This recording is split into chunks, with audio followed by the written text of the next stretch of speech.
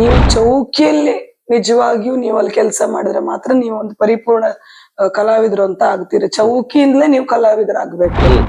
ಅಂದ್ರೆ ಇಲ್ಲಿ ಹುಡುಗರು ಇಬ್ರು ಇದ್ದಾರೆ. ಹುಡುಗರು ಜಾಸ್ತಿ ಇದಾರೆ ಅಂತ ಇಲ್ಲ, ಹುಡುಗರು ಜಾಸ್ತಿ ಇದ್ದಾರೆ. ಹುಡುಗರು ಜಾಸ್ತಿ ಇದ್ದಾರೆ. ಅಂದ್ರೆ ಈಗ ಒಂದು ಟ್ರೆಂಡ್ ಇದೆ ಮೇಡಮ್, ಹುಡುಗಿಯರು ಕೂಡ ಯಕ್ಷಗಾನ ಬರ್ತಿದ್ದಾರೆ, ವೇಷ ಹಾಕ್ಲಿಕ್ಕೆ, ಭಾಗವತಿಗೆ. ನೀವು ಕೂಡ ಎಲ್ಲ ವಿಭಾಗದಲ್ಲಿ ಕಲಿಸಿ ಕೊಡ್ತೀರಿ. ಹೇಳಿ ಮೇಡಮ್. 100 ಜನರಲ್ಲಿ ಯಾರು ಒಬ್ಬ ಆದ್ರೂ ಮುಂದೆ ಒಂದು ಒಳ್ಳೆ ಕಲಾವಿದಾಗಿ ಬಂದ್ರೆ ನಮ್ಗೆ ಅದೇ ನೆಮ್ಮದಿ.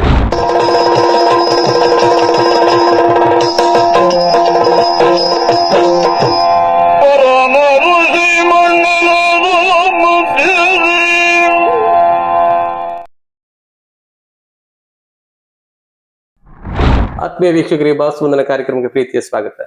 ನಾವು ಜನಪ್ರಿಯ ಕಲಾವಿದೆ ಅಶ್ವಿನಿ ಕೊಂಡದಕುಳಿ ಅವರ ಬಗ್ಗೆ ಮಾತಾಡ್ತಿದ್ದೇವೆ. ಅವರ ಸಾಧನೆ ಹಾದಿಯ ಪಯಣದ ಬಗ್ಗೆ ನಿಮಗೆ ತಿಳಿಸ್ತಾ ಇದ್ದೇವೆ. ಹಾಗೆ ಅವರ ಸಾಧನೆ ಹಾದಿಯ ಇನ್ನೊಂದು ಪಯಣ ಅಂದ್ರೆ ಪೂರ್ಣಚಂದ್ರ ಪ್ರತಿಷ್ಠಾನ ಅಂತ ಅವರ ತಂದೆಯವರು ಮಾಡಿದಂತ ಪ್ರತಿಷ್ಠಾನ ಅವರು ಪ್ರಥಮವಾಗಿ ಪ್ರಾರಂಭಿಸಿದ್ದು. ಅದನ್ನ ಈಗ ಅವರ ತಂದೆಯವರು ಇವರ ಹೆಗಲಿಗೆ ಹಾಕಿದ್ದಾರೆ ಜವಾಬ್ದಾರಿಯನ್ನ. ಅವರು ಅತಿಥಿಯಾಗಿ ಬರ್ತಾರೆ ಹೋಗ್ತಾರೆ ಅಂತ ಹೇಳಿದ್ದಾರೆ. ಹಾಗೆ ಅವರ ಒಂದು ಜವಾಬ್ದಾರಿ ಆಗಿತ್ತು. ಅದೇ ರೀತಿ ಇವರು ಯಕ್ಷಗಾನ ತರಬೇತಿಗಳನ್ನು ನೀಡ್ತಾರೆ. ಬಹಳಷ್ಟು ಶಿಷ್ಯಂದ್ರಿದ್ದಾರೆ ಇವರಿಗೆ. ಇವರ ಶಿಷ್ಯಂದ್ರ ಒಂದು ತಂಡ ಕೂಡ ಇದೆ. ಹಾಗೆ ಇವರ ಆ ಶಿಷ್ಯಂದ್ರ ಬಗ್ಗೆ, ಅದೇ ರೀತಿ ಅವರ ತರಬೇತಿಯ ಬಗ್ಗೆ, ಯಕ್ಷಗಾನ ತರಬೇತಿಯ ಬಗ್ಗೆ, ಅದೇ ರೀತಿ ಅವರ ತಂದೆಯವರ ಕನಸಿನ ಕೂಸು ಪೂರ್ಣಚಂದ್ರ ಪ್ರತಿಷ್ಠಾನದ ಬಗ್ಗೆ ಕೂಡ ಬಹಳಷ್ಟು ವಿವರವಾಗಿ ನಮ್ಮೊಂದಿಗೆ ಮಾತಾಡ್ಲಿಕ್ಕಿದ್ದಾರೆ. ಮೊದಲಿಗೆ ಅಶ್ವಿನಿ ಕೊಂಡದಕುಳಿ ಅವರನ್ನ ಪ್ರೀತಿಯಿಂದ ಭಾವಸ್ಪಂದನ ಕಾರ್ಯಕ್ರಮಕ್ಕೆ ಬರಮಾಡಿಕೊಳ್ಳೋಣ. ಮೇಡಮ್, ನಿಮಗೆ ಪ್ರೀತಿ ಸ್ವಾಗತ. ಧನ್ಯವಾದ. ನಿಮ್ಮ ತಂದೆಯವರ ಸಂಸ್ಥೆ, ತಂದೆಯವರು ಹುಟ್ಟು ಹಾಕಿದ ಸಂಸ್ಥೆ ಪೂರ್ಣಚಂದ್ರ ಪ್ರತಿಷ್ಠಾನ ಅಲ್ವ? ಅದು ನಿಮ್ಮ ತಂದೆಯವರ ಹೆಸರು ಮತ್ತೆ ತಾಯಿಯವರ ಹೆಸರು ಪೂರ್ಣಿಮಾ ಮತ್ತು ಚಂದ್ರ ಅವರು ಎರಡು ಹೆಸರು ಸೇರಿ ಮಾಡಿದಂಥದ್ದು. ನೀವು ಅದನ್ನ ಈಗ ಮೊದಲು ತಂದೆಯವರ ಜೊತೆಗೆ ಆ ಸಂಸ್ಥೆಯಲ್ಲಿ ಹೋಗ್ತಾ ಇದ್ರಿ. ಈಗ ಅದರ ಒಂದು ಏನು ಸಾರಥಿ ಆಗಿದ್ದೀರಿ ತಾವು. ಅದರ ಬಗ್ಗೆ ಒಂದೆರಡು ಮಾತು ಮಾಡು, ಆ ಸಂಸ್ಥೆಯ ಬಗ್ಗೆ ಒಂದೆರಡು ಮಾತಾಡಿ. ಪೂರ್ಣಚಂದ್ರ ಅದು ಬರೀ ಹೆಸರಲ್ಲ, ಈಗ ಒಂದು ಟ್ರೆಂಡ್ ಬಂದಿದೆಲ್ಲ, it's not just a name, it's an emotion ಅಂತ. ಅದರಲ್ಲಿ ತಂದೆ ತಾಯಿ ಇಬ್ಬರ ಹೆಸರನ್ನು ಹಾಕಿ ಅದು ನನ್ನ ಭಾವನೆಗೆ ಕನೆಕ್ಟ್ ಆಗಿರುವಂತದ್ದು. ಮತ್ತೆ ಚಿಕ್ಕವಳಿದ್ದಾಗಿಂದ ನಾನು ವೇಷ ಮಾಡ್ಕೊಂಡು ಬಂದಂತ ಸಂಸ್ಥೆ. ಈಗ ಅಂದ್ರೆ ಅಪ್ಪ ಹೇಳೋದ್, ಇನ್ನು ಮುಂದೆ ನೀನು ಜವಾಬ್ದಾರಿ ತಗೊಳ್ಬೇಕು ಪೂರ್ಣಚಂದ್ರದ್ದು. ಆ ಪೂರ್ಣಚಂದ್ರದ ಹೆಸರಿನಲ್ಲೇ ನಾನು ಯಕ್ಷಗಾನ ಶಾಲೆಯನ್ನು ನಡೆಸ್ತಾ ಇದ್ದೇನೆ. ಆ ಶಾಲೆಯಲ್ಲಿ ಬಹಳಷ್ಟು ವಿದ್ಯಾರ್ಥಿಗಳಿದ್ದಾರೆ. ಚಿಕ್ಕ ಮಕ್ಕಳಿಂದ ಹಿಡಿದು 60 ದಾಟಿದವರು ಇದ್ದಾರೆ ಅದರಲ್ಲಿ. ಹೇಗೆ ಅಂತಂದ್ರೆ ಒಂದೇ ಕುಟುಂಬದಾಗ ಆಗಿದೆ. ಅಲ್ಲಿ ವಿದ್ಯಾರ್ಥಿಗಳು ಕೇವಲ ಪಾಠ ಕಲ್ತು ಹೋಗೋದು, ಯಾವ್ದೋ ಒಂದಿಷ್ಟು ಹೆಜ್ಜೆಗಳನ್ನ ಕಲ್ತು ಹೋಗೋದಲ್ಲ. ಅವರು ಅವಕಾಶ ಇದ್ದಾಗ ನನ್ನ ಜೊತೆ ಕಾರ್ಯಕ್ರಮ ಕರ್ಕೊಂಡು ಹೋಗ್ತೇನೆ. ಅವರಿಗೂ ಚಿಕ್ಕ ಪುಟ್ಟ ವೇಷಗಳನ್ನ ಮಾಡಿಸ್ತೇನೆ. ನಮ್ಮ ಮನೆಗೆ ಅವರು ಬಂದು ಬಣ್ಣಗಾರಿಕೆಯನ್ನ ಇರ್ಬೋದು, ಹೆಜ್ಜೆ ಇರ್ಬೋದು, ನಮ್ಮ ಮನೆಗ್ ಬಂದು ಉಳಿದು ನಮ್ ಜೊತೆ ಅಭ್ಯಾಸ ಮಾಡ್ಕೊಂಡು ಹೋಗ್ತಾರೆ. ಆಮೇಲೆ ಹೇಗೆ ಅಂತ ಅಂದ್ರೆ ಬರೀ ಹೆಜ್ಜೆ ಮಾತ್ರ ಅಲ್ಲ ಅಲ್ಲಿ ತರಬೇತಿ ಆಗುವಂತದ್ದು. ನಾನು ಯಾವಾಗ್ಲೂ ವಿದ್ಯಾರ್ಥಿಗಳಿಗಿರ್ಬೋದು ಅಥವಾ ಬೇರೆ ಹವ್ಯಾಸಿ ಕಲಾವಿದರು ಅಥವಾ ಮಹಿಳಾ ಕಲಾವಿದರಿಗೆ ಹೇಳೋದಿರ್ಬೋದು, ರಂಗಸ್ಥಳದಲ್ಲಿ ವೇಷ ಮಾಡುವ ಮಾತ್ರ ಕಲಾವಿದ ಅಲ್ಲ. ನೀವು ಚೌಕಿಯಲ್ಲಿ ನಿಜವಾಗಿಯೂ ನೀವು ಅಲ್ಲಿ ಕೆಲಸ ಮಾಡಿದ್ರೆ ಮಾತ್ರ ನೀವು ಒಂದು ಪರಿಪೂರ್ಣ ಕಲಾವಿದರು ಅಂತ ಆಗ್ತೀರಿ. ಚೌಕಿಯಿಂದಲೇ ನೀವು ಕಲಾವಿದರಾಗ್ಬೇಕು.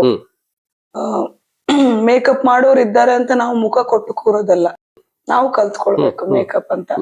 ಆದ್ರಿಂದ ನಾನು ನನ್ನ ವಿದ್ಯಾರ್ಥಿಗಳಿಗೆಲ್ಲ, ಅವ್ರು ಪ್ರಥಮ ಪ್ರದರ್ಶನ ಆಯ್ತು ರೀಸೆಂಟ್ಲಿ, ಅದು ಪ್ರಥಮ ಪ್ರದರ್ಶನದಲ್ಲೇ ಅವ್ರು ಮೇಕಪ್ ಮಾಡ್ಕೊಂಡಿದ್ದಾರೆ.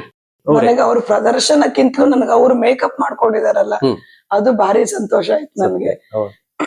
ನಾನು ಅವ್ರಿಗೆ ಯಾವಾಗ್ಲೂ ಹೇಳೋದಷ್ಟೇ, ಚೌಕಿಯಿಂದ ಕಲಾವಿದರಾಗಿ ರಂಗಸ್ಥಳಕ್ಕೆ ಹೋದ್ಮೇಲೆಲ್ಲ ಕಲಾವಿದರಾಗೋದು. ಅದರಿಂದ ವೇಷ ಕಟ್ಟುವುದಿರ್ಬೋದು, ಬಣ್ಣಗಾರಿಕೆ ಎಲ್ಲ ತರಬೇತಿಗಳಾಗತ್ತೆ ನಮ್ ತರಗತಿಯಲ್ಲಿ. ಅಂದ್ರೆ ಇಲ್ಲಿ ಹುಡುಗರು ಇಬ್ರು ಇದ್ದಾರೆ.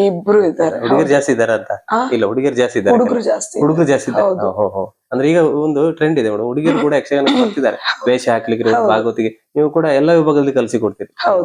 ಹೇಳಿ ಮೇಡಮ್, ಮುಂದುವರಿಸಿ.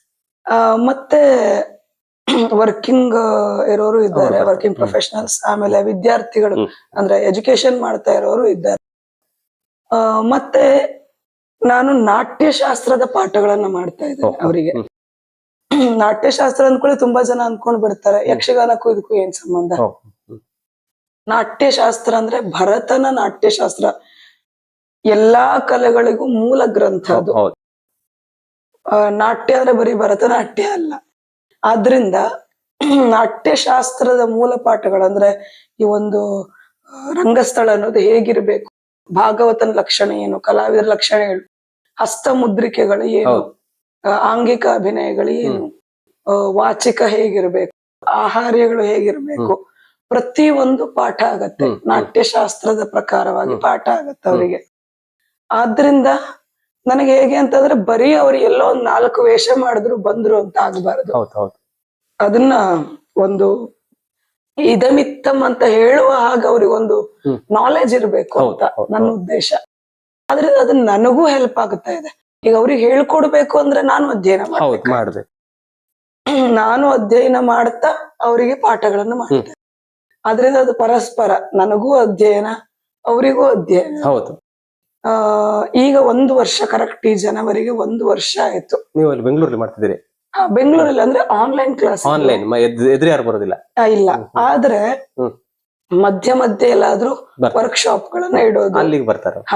ಈಗ ಮೊನ್ನೆ ಮುರುಡೇಶ್ವರದಲ್ಲಿ 7 ದಿನಗಳ ಕಾರ್ಯಕ್ರಮ ಆಯ್ತು. ಅಲ್ಲಿಯೂ ಹಾಗೆ ನನ್ನೊಂದಿಷ್ಟು ವಿದ್ಯಾರ್ಥಿಗಳು ನನ್ನ ಜೊತೆಗಿದ್ರು. ಅವರಿಗೆ ಚಿಕ್ಕ ಪುಟ್ಟ ವೇಷಗಳು ಮಾಡ್ತಾರೆ, ಅವರು ಎಲ್ಲದನ್ನು ಕಲ್ತ್ಕೊಳ್ತಾರೆ. ಅದೊಂದು ಅನುಭವ. ಅದು ಈಗ ಬರೀ ಕ್ಲಾಸ್ ಅಲ್ಲಿ ಕೂತು ಮಾಡುವಂತದ್ದಲ್ಲ ಯಕ್ಷಗಾನ ಅಂತಂದ್ರೆ. ಹೌದು. ಆದ್ರಿಂದ ಅದು ಅನುಭವ ಆಗ್ಲಿ ಅಂತಲೇ ನಾನು ಅವರನ್ನ ಪುಷ್ ಮಾಡ್ತಾ ಇರೋದು. 100 ಜನರಲ್ಲಿ ಯಾರು ಒಬ್ಬ ಆದ್ರೂ ಮುಂದೆ ಒಂದು ಒಳ್ಳೆ ಕಲಾವಿದಾಗಿ ಬಂದ್ರೆ ನಮ್ಗದೇ ನೆಮ್ಮದಿ. ಬೇಡ ಕಲಾವಿದರಾಗ್ಲಿಲ್ಲ ಅಂದ್ರೂ ಒಳ್ಳೆ ಪ್ರೇಕ್ಷಕರಾಗ್ತಾರೆ. ಯಾವ್ದು ಸರಿ ಯಾವ್ದು ತಪ್ಪು ಕ್ಲಿಯರ್ ಆಗಿ ಗೊತ್ತಾಗತ್ತೆ. ಯಾಕಂದ್ರೆ ಕಲಾವಿದನಿಗೆ ಎಷ್ಟು ಜವಾಬ್ದಾರಿ ಇದೆಯೋ ಯಕ್ಷಗಾನದ ಬಗ್ಗೆ, ಪ್ರೇಕ್ಷಕನಾದವನು ಅಷ್ಟೇ ಹೊಣೆಗಾರಿಕೆನ ಹೊಂದಿರ್ತಾನೆ.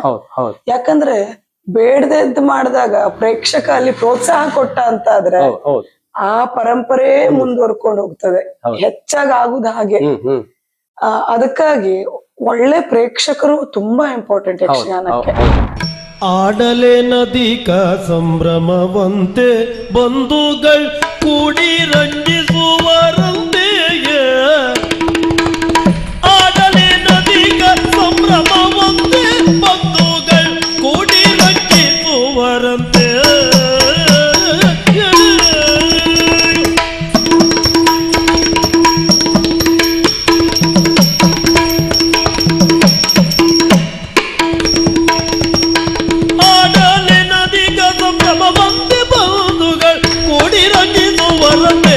ನಮ್ಮ ಬಂಧುಗಳೆಲ್ಲ ಕೂಡಿ ರಂಜಿಸುವರಂತೆ. ನೋಡಿ